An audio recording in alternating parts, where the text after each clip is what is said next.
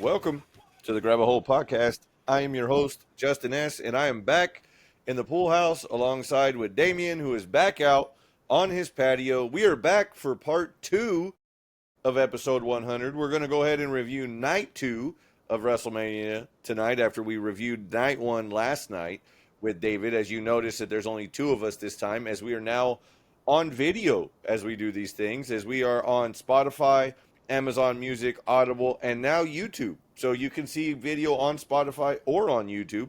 If you don't like to spend money on YouTube or on Spotify, rather, you can always find us on YouTube. We're at the Grab a Hold podcast on YouTube, underscore after each word except for the word podcast, just like our Instagram. We are back for round 2. We knew David couldn't make it tonight, and so we did the best we could last night with him while we had him. And we're back for round 2 tonight. Where were you feeling things were when we left off last night, finishing up night 1, and how all Raw was tied together? First of all, I'm happy to be here. I know David's on his fucking Roman Reigns bullshit, but I'm still here. But yeah, going into tonight, I feel pretty good. I'm really looking forward to talking about what happened on Monday Night Raw, not on WrestleMania, sadly. Yeah, that's fair. That's definitely fair. When we left off, we were all sitting in our respective standings of 5-2 for David and myself, and 3-4 for you. Did you have confidence that you were going to rebound in night 2 with your picks, or were you kind of just like, well, you're already 3-4, so you didn't feel like night 2 was going to get any better? I had already conceded the weekend. I just figured sometimes I like to go against the grain and make some predictions that, that are a little Attitude Era-ish. But I think I've learned my lesson. You know what? We say this all the time, right? We always expect something to happen and then nothing happens. Right. I just think back to that Saturday night's main event where Jey Uso took on Gunther for the World Heavyweight Championship, and we all sat here and thought, like, it's time, give it to Jey, let him move on. And sure enough, like, the whole card just played chalk. It was just like pretty straightforward. Um, I gotta calm down on these predictions sometimes.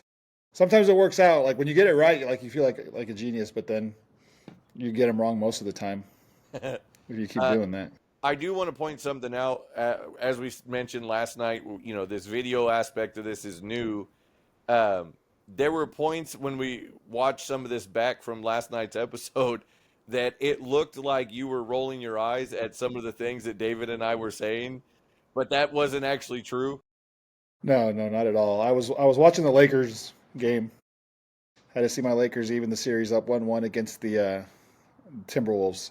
So I was looking up at my TV as I'm doing right now. It's off right now, but I was looking up, and it looked like I was rolling my eyes. But maybe I should just have the TV on so that you guys never know if I'm actually rolling my eyes or watching a game.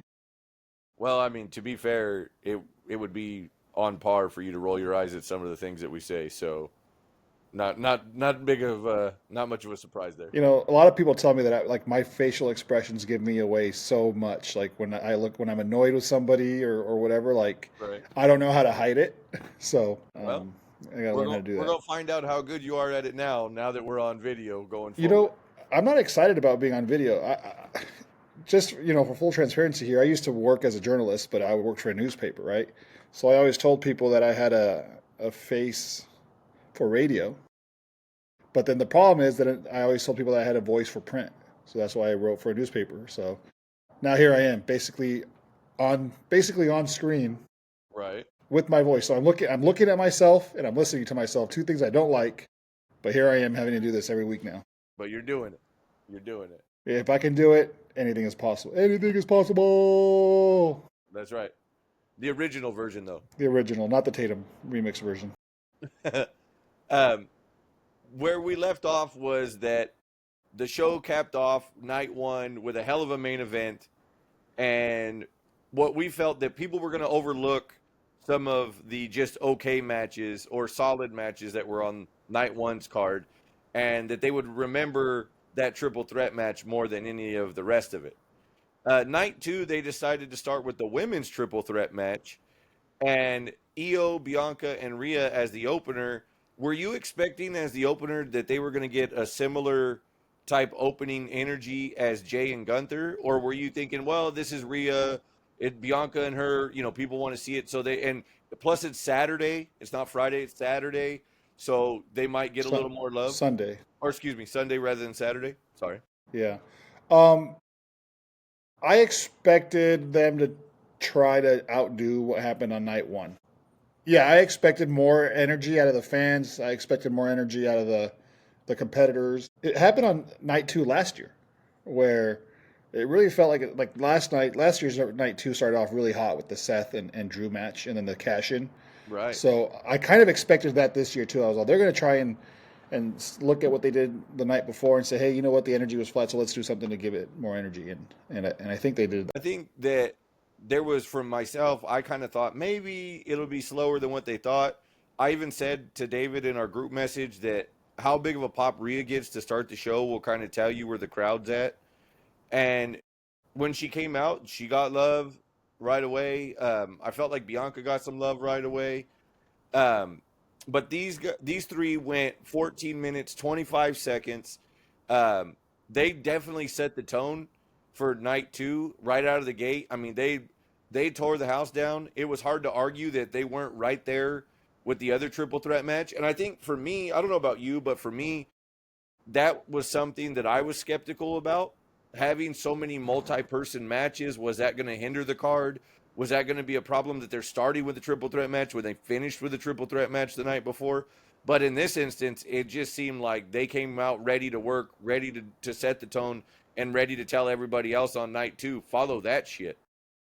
I definitely felt like this match was going to outperform its build. And I think we said it several times where I was like, oh man, the way we're getting there feels kind of sloppy, but they got there and all three women delivered, man. It was a fun match. Again, obvious ending to the story that they were telling, but again, obvious isn't always bad as long as it's done well. Right. There was a spot in that match where Io went for the moonsault and ate a boot into the KOD. I tell you what, man, that sequence of how she had to land that perfectly, eat the boot, and then literally keep it essentially a straight line into Bianca in the corner looked pretty wild. That was so smooth. And when we talked about the build, everything that they seemingly did and involving Io was either really clunky or really choreographed. And there was a lot of stuff in this match that went off without a hitch. So I was really pleasantly surprised. They must have just said, hey, you know what? Let's just go out there and just wrestle and just have a match. And they stopped maybe trying to choreograph too much. Again, yeah, like to your point of the build being clunky as far as their physical altercations, it was, but not in this match. Everything felt really, really smooth. It felt like they had put the work in together maybe to make sure that this match went off without a hitch. Were you worried for Drew and Priest to follow that? Like right away, knowing even though it was going to be a street fight, we hadn't seen any, element of that. Like we saw the chair thing from the night before, but otherwise we hadn't seen any excessive usage of anything. No, I don't know if I was worried because they had to follow it. I was just more worried because I didn't know what was going to happen or how far they were going to push their boundaries, their limits. But I think it was the right call. I think adding the weapons and everything that happened in that match was definitely kind of like the perfect follow for that matchup. And I think anybody else maybe gets lost in that shuffle, but I think they definitely they rose to the occasion as well, man. That was an awesome match. I think so too. I as I wrote down, I liked it. They both seemed to bring it. The blind bump that Priest took into those two tables on the outside. I mean, I say blind as in he had his back turned, so he couldn't judge distance and stuff just straight by looking at it. Clean. I mean, it was great. Although there was a spot afterwards where, and I don't know if it was selling. I mean, obviously, we're not privy to some of that stuff, but there was a thing at the end after the match was finished where he was seen telling the referee, "I can't breathe," and was helped to the back. So I don't know if there was any actual validity to that or if that was just selling from how crazy the match got. God, I hope that was selling and not like broken ribs. Right? Because that was a pretty brutal bump. And I imagine it maybe a punctured lung or, I don't know, I'm not a doctor, or, broken ribs. So maybe they were just bruised and it was difficult to breathe. But if he was selling, he did a great job of making us believe that he really couldn't breathe. Right. Like, No lie. so Drew was the right guy to win. At this point, as far as picks go, I had Priest, David had Drew. That put him ahead. As I had Rhea, he had Rhea in the first match. So we were still neck and neck after two. But as far as the card goes, they were 2 for 2 to start the night, and you couldn't say the same after night one. The third match of night 2 was the Intercontinental title match, the four-way of Dom, Braun Breaker, Penta, and Finn Balor. They went 10 minutes, 30 seconds. I felt like I understood why Carlito got involved in the table spot with Braun and the spear and how that all went. Like, that was all well and good. But I didn't really think that it was extra necessary after seeing, like, the torpedo spear from Raw. It was, to me, it was like, okay, that was just, it was there for the excitement. It wasn't there to add anything to the match. That the idea that Braun is going to be headed up the card, and we learned that on Monday that he definitely is. I didn't figure he'd win. I figured he'd have a good showing, but I didn't figure he'd win. But I thought it was going to be Penta. I thought this was going to be, you said this in the lead-in, that why not pull the trigger on him at this point, right? Like, they hold off on a lot of these guys that come in like this. He's had momentum, even fair to say that I think that even more so than what they expected him to have. So why not pull the trigger and put the title on him? But I'm not mad that Dom wound up being the guy that got the pin on Finn. It was funny to see him struggle with his mask on the entrance, and then to see him run all the way back down the ramp and soak up the people cheering for him. I thought it was another good match, and I thought they went 3 for 3 to start the card. Where were you? Yeah, for sure. This was probably my favorite match of the 3. I don't think it was the best match. It was my favorite match. I just kind of, big Penta fan, obviously. You know what? I'm a big Penta fan since he showed up in WWE. Like, I'm not going to even lie. Like, before that, I knew of him, but I didn't really know what he could do. I didn't think the Judgment Day needed the Intercontinental title to tell the story of them continuing to split. I think just kind of them costing each other the title would have been enough. I thought Penta definitely could have been given that spot, and they could separate that title from the Judgment Day storyline and then just have them defend and have great IC title matches is what I was hoping for. Because now this IC title is going to be a part of the Dom Finn story, and I don't know how much defense it's going to get. You know what I mean? Like, I would just like to see Dom defend it against a bunch of guys and just make that again the work rate title. Yeah, and so I don't know if we're going to get that. I think it's just like kind of like when Judgment Day held the tag team titles. They defended them one time, I think. Once or twice. So that's kind of what I was hoping for. And again, with Braun, I felt it was time for him to move on. I didn't know that they were going to do what they did with him, but I figured he'd move on to something bigger. So I was a bit surprised that it was Dom. Once again, I know. I'm in a residential neighborhood here. That pisses me off when I hear things like that. Like, there's kids running around. Yeah, I'm getting old here. I'm getting old when that stuff bothers me. I hate it. I hate WrestleMania crowds. Fucking dorks, just play along. Don't cheer for Dom. Like, he's a heel. Like, even the next night, they weren't ready to turn him face. So, oh man, I hate it when they do that. I hate it when they try to hijack the show for their own personal gain, as they did later on in this show. That's fair. I mean, there's a part of me that's happy for him for being able to have that moment, but it's also, like you said, like, he's been having this major heat magnet situation for how long, and now because it's Mania, you want to cheer him, like, all of a sudden, like, and it's Vegas. It's not like it's San Diego where he's from, like, it's different. Coming out of this, they went to Randy Orton, and this one was funny for a couple reasons. One, you called this unofficially, and so that was the text that we got, was I fucking called this, but it wasn't my pick, which was hilarious. Randy Orton goes out for his open challenge, and of all people, it winds up being Joe Hendry.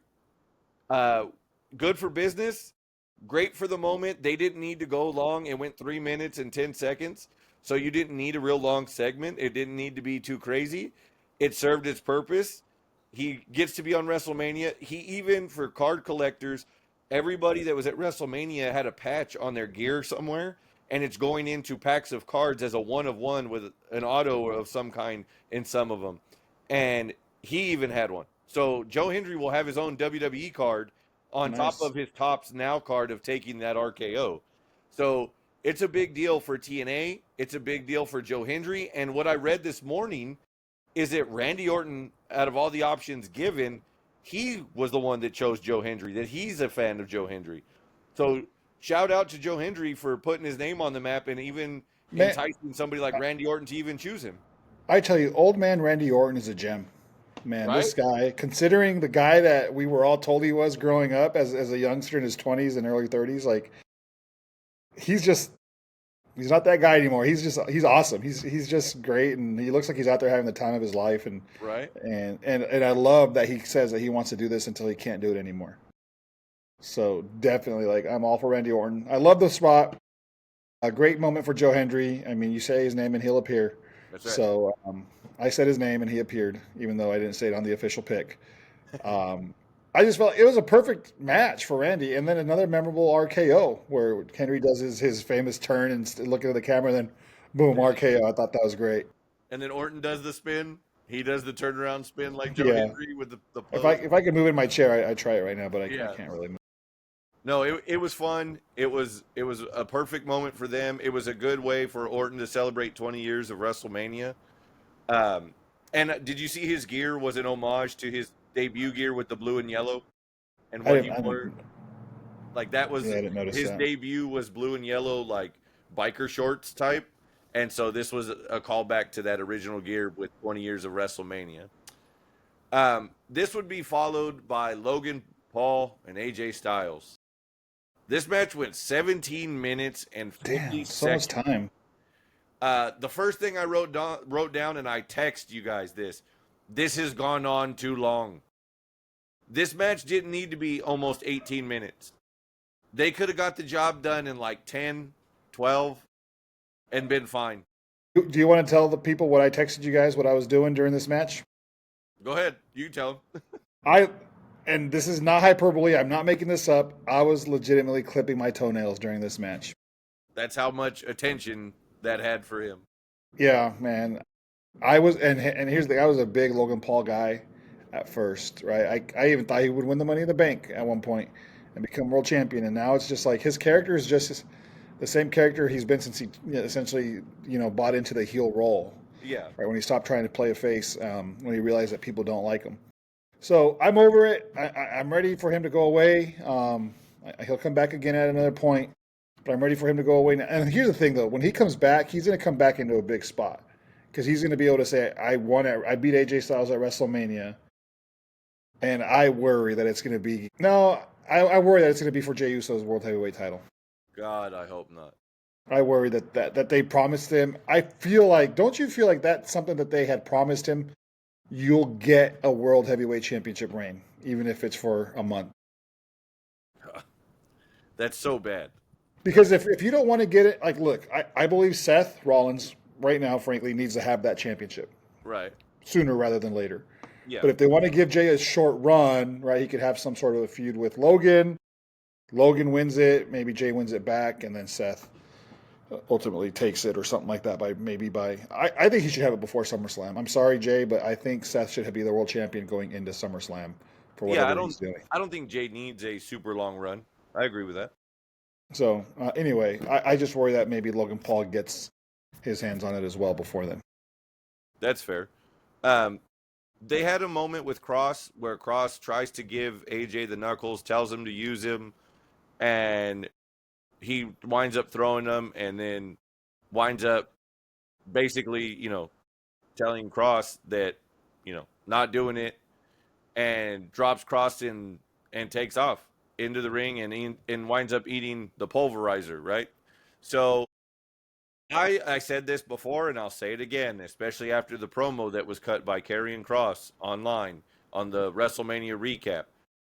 It should have been Kross and AJ. Why couldn't Kross and AJ have 17 minutes and 50 seconds? They had a phenomenal match on Raw. I love what he's doing with his character. I love what he's doing overall with the promos that he's not getting on TV, in my opinion, he's killing it otherwise. And his promo, did you watch it before it got sent in our group message? No, that was the first time I had seen the promo. So Same here. I hadn't seen it until then. And when I saw that, I was just like, how how the fuck do they not let this guy loose? yeah, this guy has a lot of promos that just go online only. Yeah.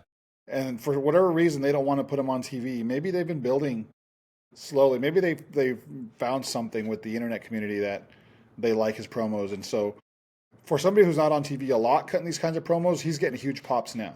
Right. So I guess whatever they're doing with him online is working. So it's getting those internet dorks behind him. And this is a guy that actually deserves that. Not to say that he's been buried since his return, right? Since he came back to WWE, and I wish I would have known we were to get into it this much. I would have kind of written down, but he has like wins over like 6 former world champions. So it's not like he's just going out and losing. Like he's actually getting into feuds, and whether people care for him or not, he's coming out on top of these feuds regularly. Yeah. So nobody can say he's getting buried. He's just, I guess now the heat or whatever is finally showing through, and now he's getting the recognition that he deserves finally. And whether or not WWE knew that he was going to cut that promo where he was talking about being a good soldier and how far that's got him and, you know, where he could have been and where he should be, and eventually ending the promo by telling the man in the suit and tie in the truck to go fuck themselves. He was on Raw. He was right back on camera. So even if they didn't know, they must have been okay with the reaction. They know. They know. He's a Triple H guy. Triple H likes him. Triple H is giving him this kind of freedom to do the things that he's doing, especially when it's not on TV. And he's telling him if it hits, then we're going to use it. Right. I've seen some people say like, "Oh, like I guarantee you they didn't know," or you know, how they wouldn't let him just say that. Well, they wouldn't air. It wasn't live. They wouldn't air it if they didn't like it. Well, it was the WrestleMania recap. It wasn't. Was it? Yeah, it wasn't necessarily something that you'd like. Oh, okay, we can edit that out. Listen. They definitely know. They definitely knew Yeah. that he was going to go in that direction. Again, as far as Logan Paul goes, they really need to expand his character, or he needs to move on to doing something else. This whole thing with him in the last 3-4 years has been about I guess if you want to say the shiny new toy or the sparkle of what he could do that he's not supposed to be able to do. And now we've seen, okay, you can hang, you can do the stuff in the ring, and you know, not bad at it by any means. But what about character development? What about you, other than you just saying you don't need this, you're better than everybody, and you're a YouTube sensation? What about anything else should make me care about you, good or bad? I don't. You said this a while back that we're not at a point anymore where his heat is, it's legit heel heat because everybody's kind of like, oh shit, like I could see this, like he's doing a good job.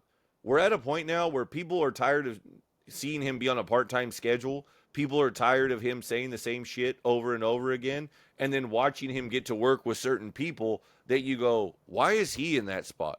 Why is it not someone else? This is bullshit.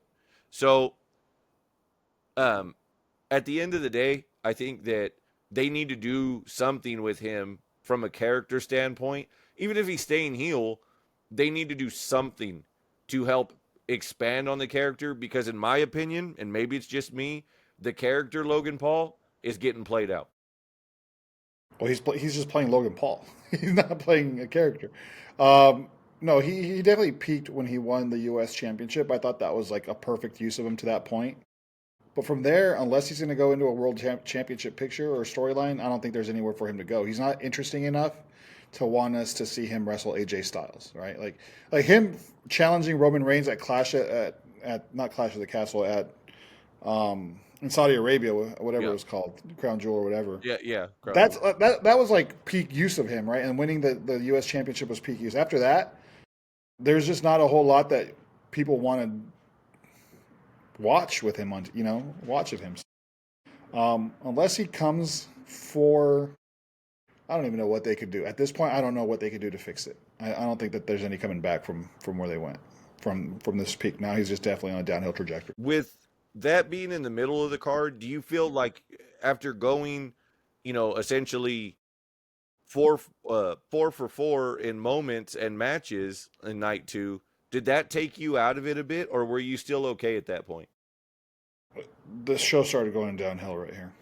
That's It where you feel started it took a going turn. downhill right here. Yeah. Um, we knew that Bailey was out, and everybody expected Becky to be her replacement in the tag team women's championship match. We unanimously had picked Liv and Raquel with the understanding that it was going to be Bailey and Lyra. We didn't see a reason for them to win, especially with Lyra, being the Intercontinental Champion. But Becky returns, gets a huge reaction, as expected. I wrote down the best part of this match was Becky's reaction on her entrance. It was just here, is what I wrote down. Do you disagree with that? Do you have anything to add to that other than Yeah, the I don't. shock that they took the titles off of Liv and Raquel so quickly? Yeah, I didn't like this at all. I didn't like any of it. Let's not pretend like this isn't the second time that Becky has shown up and buried the shit out of somebody on a big card. Did you watch the WrestleMania 9 documentary, I did. Building a Spectacle? Yep. Very She was Hulk Hogan-esque. Hogan, huh? Very Hogan-esque. Not only did she beat Bianca Belair in 34 fucking seconds at SummerSlam, Right. she came out here and took the female, Slammy, the female wrestler of the year, and took the title. Even though they did something the next night, took her WrestleMania moment. Do you feel like it was more, I guess for lack of a better word, disrespectful for what happened with like what you're saying and taking the moment away from Liv and Raquel, or was it more disrespectful that they pulled fucking Bailey off of this card for her? Both. Bailey won the World Heavyweight Championship at last year's WrestleMania. And now they're going to take her off the card the next year, even though she was doing nothing wrong. And they actually went over as a tag team. Bailey and Lyra actually went over as a tag team in that gauntlet match, going wire to wire. Right. Like, they actually did something with them. For them to just pull Bailey, like the way that they did, was stupid. Like, if I would have preferred them, that Lyra, Valkyria, maybe Bailey fakes an injury during that match, Lyra wins, and they announce like she's going to have to find herself a replacement, and the replacement doesn't show up till WrestleMania, right? Not put Bailey on the card just to remove her. Even though you hear that was the plans originally, like I would have preferred a different, 2-on-1 attack where they're going maybe for they keep beating up Lyra. She needs a partner. She needs somebody to go, and she looks to her fellow countrywoman, and that's the story that they told, rather than this direction. Like this was just stupid. It was disrespectful to Bailey, and then I felt it was disrespectful to Liv Morgan for her to come in and get the win, because they could have done what they did on Monday night without a world title change, Yeah. without a title change. Yeah. And They could have lost, and then she went off on Lyra like that. yeah, they could have lost, and then the next night maybe they want a rematch because now that they have more time to work together to discuss it, and during the match she just turns on her or something like that. I hated it. I hated all of it. Chris Van Vliet did an interview with Bailey that dropped this week during WrestleMania weekend. There's a point in that interview. I haven't listened to the whole thing. I'll probably listen to it tomorrow at work. But in that video interview, there's a spot where she talks about essentially being a good soldier, right? And there's a pause where she says, when this comes out, and then she stops, and he's like, wait, what? And so there's a moment where she was like essentially about to say like I was a good soldier for getting taken off of this year's card, and she goes on to say that by being a good soldier, that's what kind of keeps her down here comparatively to like Charlotte and Becky who are up here. Do you agree with that it's essentially today's working world idea that if you're good at your job, they don't want to find somebody to replace you, so we're going to go ahead and keep you right where you are because you're good at what you do, and we're going to go ahead and let other people jump over you. I mean, is she Dolph Ziggler with maybe a couple more world championship runs? Like that, Dolph is the guy that they always said was such a good worker that he was just perfect where he was forever, Right. and they never really gave him the push that we all wanted him to get. Because yeah, I mean, even though she won the world title at WrestleMania last year, it's not. She is like a level below Charlotte and Becky and Rhea and Io, or not Io, but maybe Io at this point, and Bianca. Bianca. Right. If you're looking at it, those are the five, right?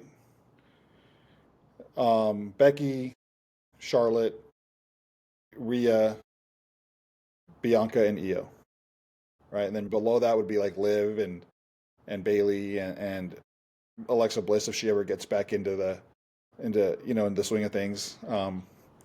I think would be in that little category. So yeah, for sure. I mean, I don't know though, man. She's collecting a really nice paycheck. She's featured prominently a lot of the times. She's liked. She's not. Charlotte's hated for what she's doing. You know what I mean? She's at the top of the card, but she's hated, like legitimately by fans. And I'm not a big fan. I don't know. I'm not a big fan of Becky. I feel like she's getting that kind of treatment as well. The Charlotte treatment where she just comes in and she gets put right back at the top of the card. But for whatever reason, she gets a free pass, and I don't know why that is. That's fair. Because listen, Charlotte was the one that threw the belt at Becky, Right. but there's a reason why she probably did it. Becky's probably not easy to work with either back there. Like they used to be friends, and now there was legit heat between the two of them. And I'm not going to just say it's because Charlotte's a bitch. Do you think that there's a certain element in successful people, whether it's basketball, football, wrestling, whatever, that you have to be a certain degree of selfish? And that's whether it's in wrestling, standing up for your own character and understanding that, what they would and wouldn't do and having a good feel of that. So squash some ideas that might be for you, or, change your mind about losing, kind of, it doesn't work for me, brother. Some shit like that here and there. And maybe not all the time, because obviously nobody has creative control like that. But the idea that, if you have a good enough reason or an explanation to be, a little selfish in those instances, then it gives you good reason to go, you know what, like this is part of why they're successful, is because they get it. They know what their value is. They know what they bring to the table. And every once in a while, they got to remind people of that. Yeah, no, I think so. I don't think that it's been a coincidence that when we look back on the history of professional wrestling, that you have to be selfish And and it's feel fair to entitled say to your that, spot. yeah, and it's fair to say that Bailey doesn't come across as somebody who's very selfish. No, she doesn't come off that way at all. And so, but you know, she's going to be a WWE Hall of Famer. She's Yeah. not somebody that's ever going to get released. When Right. her contract comes up, she's probably somebody that's going to get re-signed over and over and over. So I can't say that she's not in a bad spot. I mean, she did just win the World Heavyweight Championship at WrestleMania last year. Rumor is that she's got about a year and a half left on her deal, is what it She's is. not going anywhere. She's a WWE girl. Yeah. Unless she wants to, but I mean, unless she wants to go and toil in obscurity in AEW, there's no reason for her to leave. Yeah, no, I don't see that. Um, this would lead us to what was supposed to be the actual main event. Um, I got a lot to say about this, so I'm gonna go ahead and let you start on this one and go ahead and get your thought and opinion on this, and then I'll go after on this one. On the actual main event? Yeah, on the actual Oh, main event. I didn't like it. I didn't like it. It was boring. It was slow. Like I think I even said it at some point. Like this is not a very good match. But now everybody's coming out saying that was the point.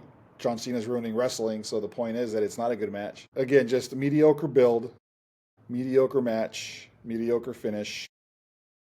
I think Cody just needs to go away and take a vacation.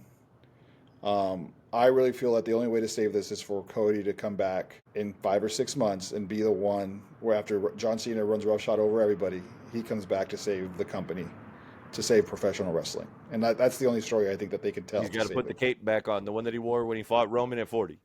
I'm telling you, so Cena's probably going to retire sometime in December. If he comes back at Survivor Series or even in December at Boston, right, to save professional wrestling, and he's the one that beats Cena and retakes the title as Cena goes away, right? He doesn't take the belt with him.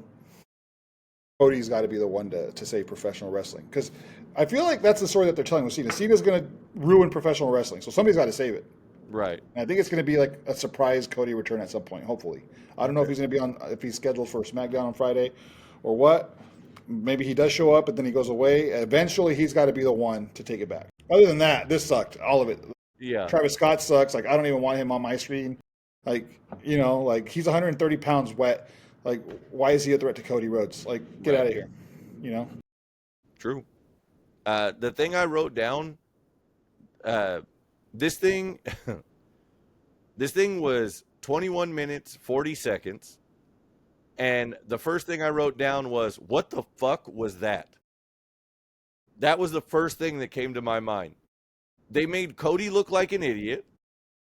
Not only did he not use the belt after being kicked in the balls before, so it was like the referee's down. He didn't, and I heard this be said, he's not the one that brought the belt in. So it's not like he was trying to purposely be bad. Then on top of that, Travis Scott shows up and acts like he's somebody who's 85 trying to walk past you in Walmart. They're just getting nowhere. They gave him a nameplate entrance, and he walked like he was the fucking Undertaker to get to the ring. Roman Reigns thought that entrance was ridiculous. Yeah, that's fair. There was nothing about I fucking said on the prediction show, if The Rock does not show up, this is bullshit and was a fucking waste. This was not about anything that made sense in wrestling.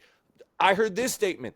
Even if the idea of the match was to be bad, because Cena's premise is to ruin professional wrestling, right? That doesn't mean that this shit was executed well and or good. It was true. It was fucking true. Travis Scott without The Rock is nothing in WWE. He's got a collaboration for clothes and some trading cards. He's a musician. He's not a wrestler. We saw what the fuck he did to Cody at Elimination Chamber with no training.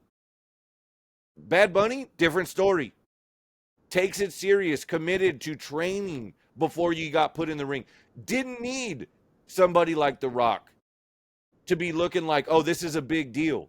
But here we are now, 3 days removed from what was supposed to be the crescendo moment, as you called it, the real main event going into this show. And everybody looked at each other going, where the fuck was their head in planning this out? Literally, I wrote down ridiculous entrance for Travis Scott, completely taken out of the match. This helped no one. Cody looks like an idiot for getting kicked in the balls again. He doesn't punch Travis Scott in the face. He makes him eat a crossroads, which everybody knows is a work. And then, on top of that, you literally watch him as Cena gets him, and he's kicked out of multiple attitude adjustments, a super attitude adjustment, and it was Travis Scott's interference and another kick to the balls that got the job done. You know, I really thought he was going to kick out one more time because I felt like this is not it, right? Like, Right. I was like, he's going to kick out of this one, and then he's going to get something else has to happen. Like, Tommy Dreamer on Busted Open said it was the first time in the entirety of his career that he watched a match since he's become a full-on wrestler and not just a fan, and sat there and audibly said, kick out. Please kick out. This shouldn't be the finish. yeah. It was that fucking horrible.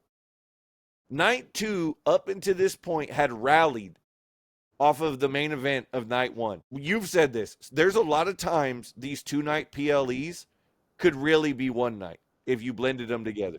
So I did this, and I wrote down my 7-card match that I would have done for WrestleMania. I know they got to do 2 nights. Right. If I was in charge and we were like, let's go to one night, these are the 7 matches I would have had on there. Opening the show, and this pisses me off too, I would have had the TLC match that they're doing on SmackDown on Friday. I would have had the Street Profits, Motor City Machine Guns, and DIY in a tables, ladders, and chairs match to open up the show. I mean, what a way to start the match. There's your tone. Yep. There's your tone, right? Then I would have had Jay Gunther. I would have had the Sin City Street fight between Drew and Damian. The Intercontinental Championship 4-way match. The men's triple threat. I would have done the women's triple threat. And then the Cena Rhodes match. I understand the Cena Rhodes match for the story of Cena going for 17 and Cody Rhodes being the face of the company for the last year. I feel like it had to go on last because it had a championship in it. Like I wouldn't have put the men's triple threat last because there was no championship match in it. Um, but those would have been my 7 matches out of these, 14, 15 matches that we 14. had. Yeah. I just cut it in, and one of them wasn't even on the card. And then honestly, I hate that they don't have the Andre the Giant Memorial Battle Royal on the pre-show. I think that still feels like a bigger moment than winning on SmackDown the night before. Why they went away from the pre-show stuff, I don't know. But they don't need the grand WrestleMania entrance. Just have the match so that when you see the highlights of it, it feels like it was on WrestleMania. Right. No, I agree And with that would that. be a great moment for Carmelo Hayes as well. So anyway, that would have been my card right there. Bully Ray was quoted as saying that the reason why Cody didn't get his receipt is because he guaranteed that Travis Scott is too much of a punk to eat a receipt from Cody Rhodes.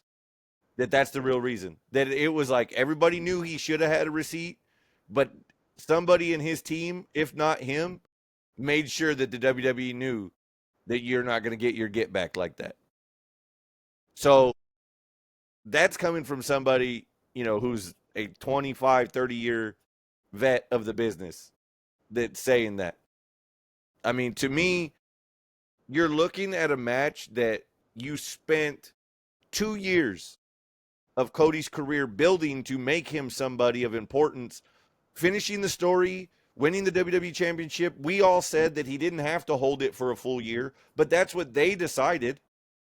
And then you buried him, shit on him, and then kicked dirt on him on the way out as you walked off. I don't want to hear about, well, then see, this worked. You're that upset. It worked because he's ruining professional wrestling. No, I've been a wrestling fan for the better part of 32 years. This was dog shit. The finish of this WrestleMania was dog shit. Listen, I told you this from the very beginning of John Cena's heel turn. It's not working for me, brother. Yeah, Okay? yeah, Like, it's not a real heel. Like, he's not. There's an end game to this, right? December, whatever. Like, and then he's going to go back to Hollywood and he's going to be a good guy again. Like, it just didn't work for me. Like, I don't think they needed it. Right? Because, and sure enough, what did we get? We got all those dorky internet fans cheering for him, booing Cody Rhodes. And I feel like the only way to get the people from not cheering for to not cheer for John Cena was to make it a shitty match and blame him for it. And this is what we're going to get. We're going to get the next. I'm not even looking forward to his final run at this point. Nothing against John Cena. I would have preferred him to just be Super Cena out there, kissing babies. What is it? Hugging babies, and kissing women. I don't know. What's the shaking hands, kissing babies. shaking hands, kissing babies, and just having great matches with people. I thought that would be more entertaining than this shit. It hasn't been entertaining at all. Like we've had little moments here and there, but this hasn't worked out. And now we're going to get a matchup against Randy Orton, who I love, but I've seen it, I think, probably like 40, 50 times already. Right. They could have done something else, Right. other than a one-off in St. Louis. It got worse. The Rock goes on Pat McAfee's show. Did you see this? I ended up not listening to it. I saw a clip, but I decided not to go along. I decided to skip it. It was roughly 7-8 minutes about as far as the WWE part of it. He pandered to Pat about them being friends and about him not kayfabing him about not being at WrestleMania. He told the fucking truth that Ari Emanuel called him before the Elimination Chamber and said, hey, our ticket sales need to be boosted a little bit. We'd love for you to come down. Is there something you could put together and make it work? He comes up with the sell your soul idea. They talk to John because he says, and this is his quote, Cody shouldn't do that as a character. It doesn't make sense for Cody to do this. Selling his soul doesn't make sense.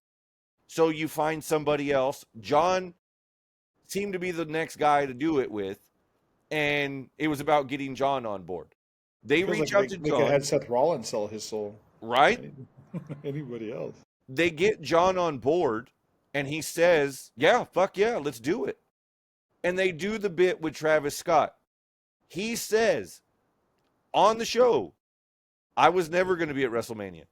They knew that after WrestleMania, I had movie commitments that I didn't think I should be at WrestleMania. I didn't need to be involved with the finish. I didn't need to be involved in the build. That it was good enough to have Cena 17 versus the ultimate good guy of the fans in Cody Rhodes. They knew. They put out a fucking shirt at WWE World for The Rock that said, finally, The Rock has come back to Las Vegas. That was sold at WWE World. If you're walking in there as a fan, does that not give you some sort of inkling or feeling that maybe, just maybe, you're going to see that motherfucker at the show? Or why would that be the shirt that they use rather than just a regular Brahma Bull shirt or Final Boss shirt for The Rock? Or maybe that's just me overthinking this. I said it was a fucking waste. I think you're being worked. I think you're being worked by The Rock. Maybe. I said this before to you and David both. He got mad because it was reported he wasn't doing WrestleMania. And maybe there is that whole story about Ari Emanuel calling him is totally true. I'm not even trying to argue that that's not true. But if you're The Rock and you say, which is something that he also said, and I quote, that's not the way that I would have done the finish. I would have finessed it differently, but the result would have been the same. If you knew in your gut that what they were doing was going to hurt what they built for Cody, which is what he said he was worried about, why would you even put yourself in that spot? Why would you even say, listen, let me be a part of this? Why would you not just say, listen, I'll make the appearance. I'll boost your sales. I'll show up. But I don't need to be involved in that. That doesn't make sense. There were two. We all said this. We picked this motherfucking thing apart from beginning to end. The holes in the story. John helping Cody last year versus The Rock. Doesn't make sense. Where the fuck Travis Scott came from doesn't make sense because they didn't do any type of Hollywood music industry tie-in that this is now Hollywood Rock and Hollywood Cena. They didn't do that. That wasn't the case. There was no airing of any video packages or vignettes of The Rock controlling things that he said in this heel turn moment with him of, oh, well, I run and, own WWE underneath Ari Emanuel. I'm the director of the board. So that should be me. None of that took place. I said the soul thing, weird, but if they tie it all together with The Rock still showing up, it'd be fine. As a wrestling fan, wrestling logic will supersede rationale when it comes to wrestling. And this didn't even have fucking wrestling logic at this point. I said, and I think we were all on the same page about this, because they kind of fucked their way through the build, having it pushed back an extra 3 weeks for Easter, that people's expectations of this show were low. Going to Europe. Yes. Have they ever done a Europe show before WrestleMania like this? Not like that. Isn't it generally afterwards? They do like a overseas tour afterwards? Punk's quote in 2014, 2015, whatever it was when he did his podcast, was they do the European tour after WrestleMania and either before or right after Thanksgiving. That was the deal. Well, we get 10 fewer days next year. Yeah. I mean, this whole bit about how they did this and how they looped it together was full of holes. It seemed like it wasn't thought out well. It seemed like they just, and essentially what he's saying, that's why I say I don't necessarily think he was lying when he said that they called me and I told them I wasn't going to be able to do more than this. It seems like they did that and then went, well, I don't really know what, let's talk to John. Let's see what John wants to do. He could have made an appearance without having to ask Cody to sell his soul, right? Because the whole heel turn had nothing to do with the soul, right? Because then John goes on to tell his version of why he turned, and it wasn't because he sold his soul to The Rock. It's because of fans. He was sick of the fans. So this whole thing just sucked. The whole build sucked. I was always on well, let's wait and see. Let's wait and see. Let's wait and see. And I'm still trying to wait and see. Maybe something good will come out of it. And I don't know. I feel like this is the first big major fumble fuck up by Triple H. That's a question I have written down for you. How big of a loss is this on Triple H's record. I think it's a bad loss. I think this is. I mean, there have been some things where you're sitting there, you question it or whatever, but not a Not to major this fuck up extent. like this. Yeah. Yeah, this is definitely first time he fucking dropped the ball on this one. Whether it was him or The Rock or Cena or all of them combined, they fucked this one up. They ruined this WrestleMania, or at least the ending of it. Do you feel like for everything that last year was, everything this year wasn't? It was two different ends of the spectrum as far as the main event aspect of it? Yeah, this was WrestleMania 11 to WrestleMania 10. That's actually not a bad comparison. Because I loved WrestleMania 10. Right. Everything about it. Ladder Right. match, Brett and Owen and Brett and Yoko and Luger and Yoko, all that. That was a great WrestleMania. WrestleMania 11 sucked. So here we are, 40 and 41. That's fair. That's a fair comparison. If you are booking SmackDown coming out of this main event, we saw Randy Orton hit the RKO.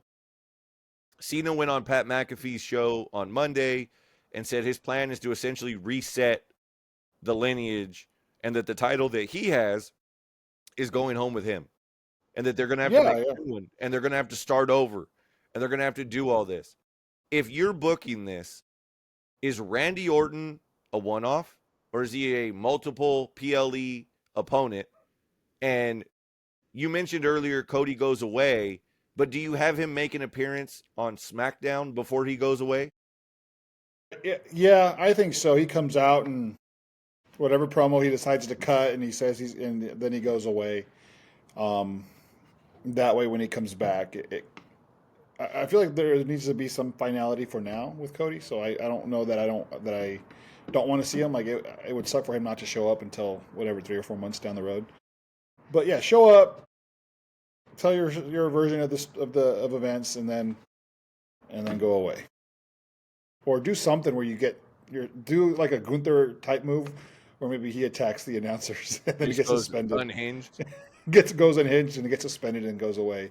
That way there's heat on him, and then when he comes back, he can come back a conquering hero, and he's the one that saves that lineage, right? Because I mean, Cena talked about it. This is a title that Bruno Sammartino held.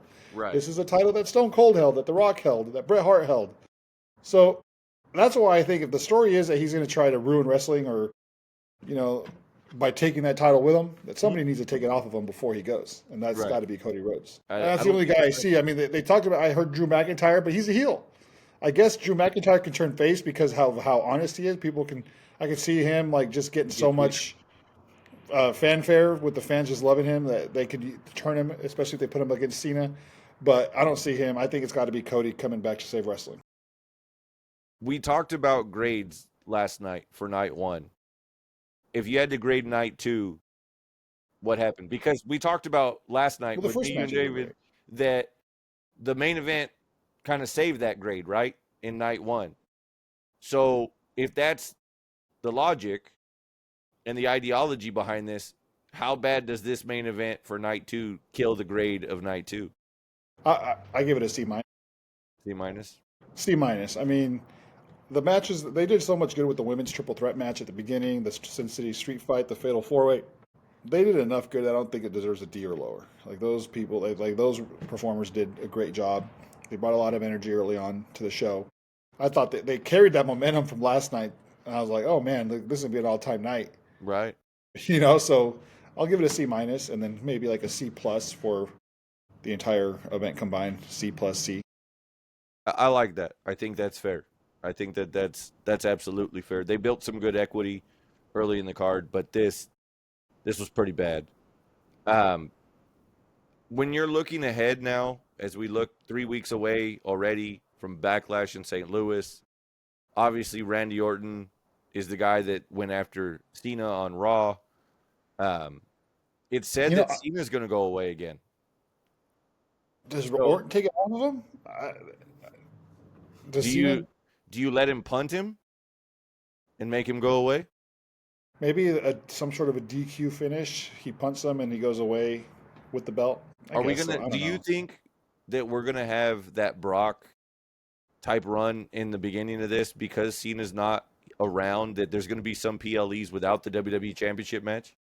Yeah, probably. And I think they let Jay, Do his thing. do his thing, and then Seth and those guys are gonna have to tell a story going forward. I mean, it sounds like he's going away. So I mean, he's gonna have his match with Orton and then go away. And then what are they gonna build to? He's gonna come back for the SummerSlam build. That would be my guess. That is there anything else? Is there anything in Saudi Arabia that he has to go to? I don't know with off the top of my head. I don't know the early summer to midsummer schedule before SummerSlam. All I know is Money in the Bank's in there, and that's in LA at the Inuit Dome. That's all I know. I kind of want to go to that. So I said this. I was talking to some other people because they announced Survivor Series also, In and San Survivor Diego. Series in San Diego at Petco. I've never been to Petco, and I've seen a ladder match at 31. I got to see the Intercontinental title ladder match. I was at the Hell in a Cell where it was the Fiend and Seth were on top. Hey, And Becky and Sasha were in the Hell in a Cell. I've never seen War Games. So San Diego, Petco Park is a beautiful park, but it's a very steep stadium. is it? It's built It's upward, not out. steep. Yeah, so when you get to the top, like you are way up there. Like I went to a game one time. And the first time I go to a stadium, I like to go to different spots of the stadium to see where like the best view is. And I made my way to the top so I could get a view of the city in the background. It is high. Like I don't have a fear of heights, but I was up there and I was like, holy shit! Is it Like like it is San steep. Francisco? Is it like that? I think it's steeper. I think it's yeah, Really? but it doesn't come. So you might be. I don't know how it would look like as far as a wrestling match from the top, Right. because you'd be right on top of the action, Yeah. but you're kind of like up really high. Like you're gonna have to sit in your seat the whole time. Like there's no standing up because you're gonna lean forward and You're fall like, down. yeah, yeah. But no, I like the Inuit Dome, and then earlier in the day they're gonna have the Worlds Collide show over at the Kia Forum. So I would love to be able to do a doubleheader, go from the Hey, Forum listen, that will always be the Great Western Forum to me. the Forum to the Inuit Dome would be, I think, but those are small venues, so those are going to be pricey tickets. I don't know.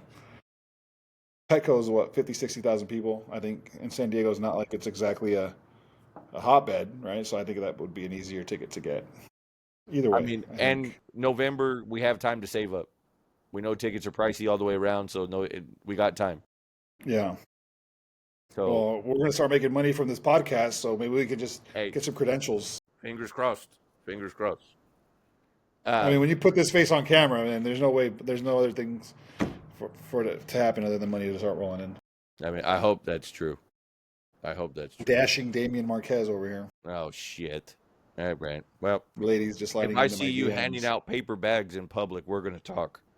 Well, if I'm going to be walking around with you and David, I'm going to have them on you guys. Hey, listen, it's not my fault, all right, that David looks like Jared Kiso from Shorzy. All right, like he looks like an actual like TV star. If you look at Jared Kiso, all right, I don't know not the my reference, fault. but I'll have to Google him. Yeah, Google him after this is over. You'll be like, holy shit, that's exactly who he looks like. As we get out of here and wrap up this episode, it's been official. This is part 2 of episode 100. We are now officially wrapping the 2-year anniversary of the show. For you, 2 years hasn't been the entirety that you've been here, but you've been here damn near 2 years. What if you're looking at it like we talked about, gratitude and stuff at the end of the year and where we wanted to go with this? We're here now and rolling out this aspect of the show. If you're looking back at what you're happy with of what you got out of doing this and where you're looking forward with where we want to go with this, what does that look like for you? I don't know. I feel like there's still so much more for us to do here. I still feel like I want to go from being like this low budget production to like a higher end production where I actually go and buy myself a headset, maybe get my studio. I'm Right? gonna have to start pushing some kids out of the house so I can get my studio. Right. Um, but yeah, I mean, listen, I enjoy doing it, even though there are some weeks where I'm just looking at it like, oh, fuck, I don't want to go on to it this week. I don't want to worry about it. Right. And it can be stressful at times trying to get us all on the same schedule. But for the most part, I mean, I enjoy talking wrestling. I enjoy watching wrestling. I finally have an outlet to talk about it. Do Whereas that. for so many years, I was just keeping it to myself. So like I literally would not have anybody to text or talk to about like this is what's happening. And so Monday night, it's funny because Monday night I'm running late because I have baseball practice, and I'm like, hey, no spoilers. And then I start watching it, and I assume that you and David have both watched it. I know you're watching it live, Yeah, I so I watched start it. texting. So then I start texting spoilers, and David's like, I haven't watched it yet.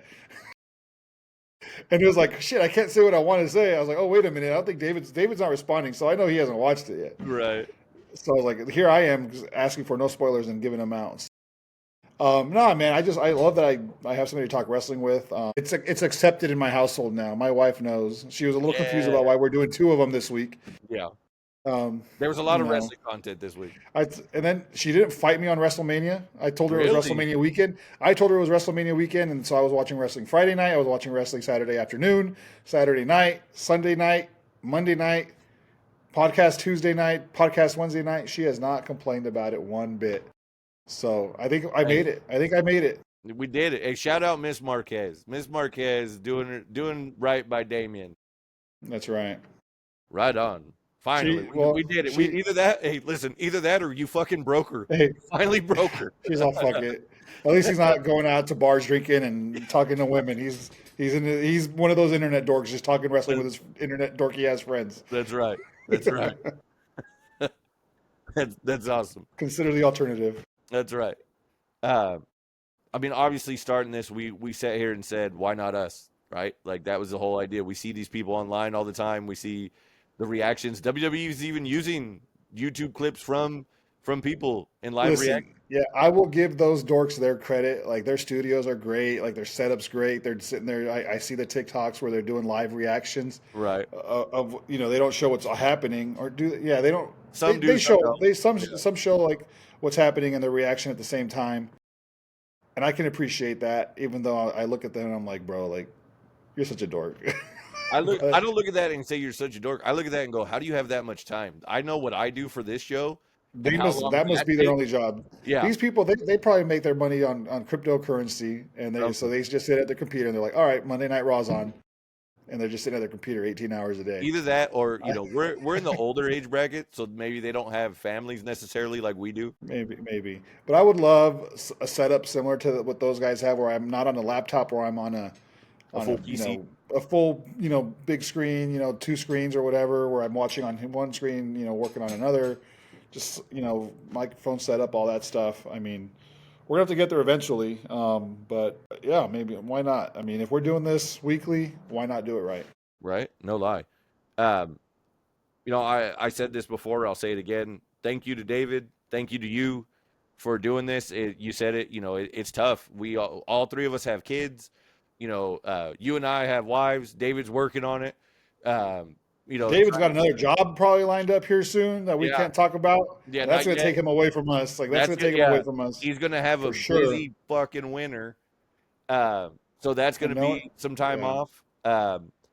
I know that just in general, it's time consuming. Even without all the watching alone of the content, it's time consuming. So I appreciate it. It's not lost on me that the one thing that you can't get back is time, and you guys choose to do this every week and spend time on this show. So thank you to you guys. Thank you to everybody listening. I mean, I will say this: I'm going to challenge you to get some special guest hosts every once in a while, just to give myself a break. that trust me, that's in the work. I got some stuff up my sleeve. We'll talk off the air. Um, I know you have a lot more dorky friends out there than just us two. So That's right. Shout out to those people in the Discord community. And they sit there and they promote the show on Whatnot. A lot of times they're talking about it. They're asking about things, or we're getting to post it on Discord and get it out there in that community. So shout out to all those guys and girls that are a part of that have taken an interest in this in us, and have been cool enough and sweet enough to be able to put that shit out there for us, and continue to use the word of mouth advertisement, since we don't have a sponsor for advertisements yet. We're getting there. We're getting there. yesterday it could have been McDonald's yesterday based on what I was drinking and eating. Listen, Um, there's a few times where it could be, a liquor. There's a few times where it could be food, depending on the night. there's a spot right here on this part of the screen, right there, where I could put a little ad logo Little right there. logo right there, little I mean, advertising. I'll put one here and here and here and here and here and here and here and here, just like WWE programming There does. you go. See, currently right now, let me see if I can switch the view real quick so I can kind of point this out now that we're on the whole screen deal of live on YouTube real quick. You can see up there, back here, I got a collage of New Japan from 2018, all 3 shows. I got the big gold belt right there. I got Rhea back here. Oh, which way? This way. Autographed. Shout out K. Lewis for that. I got CM Punk's Supreme. I got the NWO Outsiders. And then up there above that one, I got the Raiders from. I actually have all the tickets from the last 5 years of going to Oakland until they left to Vegas. So I put some stuff in the background. I don't know how well you can see that right now. Definitely need a higher quality camera for doing this going forward. Get a ring light. Get a ring light. I I'm not mean, glowing. This is a ring light. that's real deal. Hey, you're glowing to some people. To some people. I took it from my wife. I was like, you don't need this. You haven't been using this ring light. Fair enough. So that's what I'm using. I will say this. I sent the video out to a friend of mine who listens to the podcast every once in a while. I sent him a link to the video, and I was like, hey, we got video now.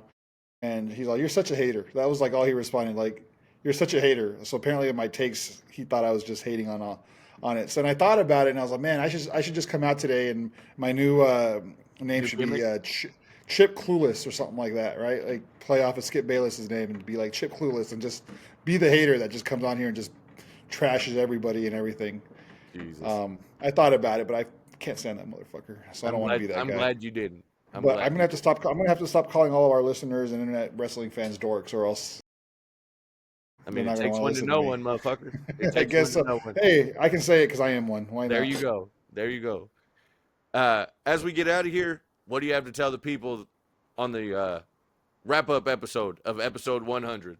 I got nothing left. He's got nothing left this week. We'll see you guys next week for episode 101 on the Grab a Hole podcast.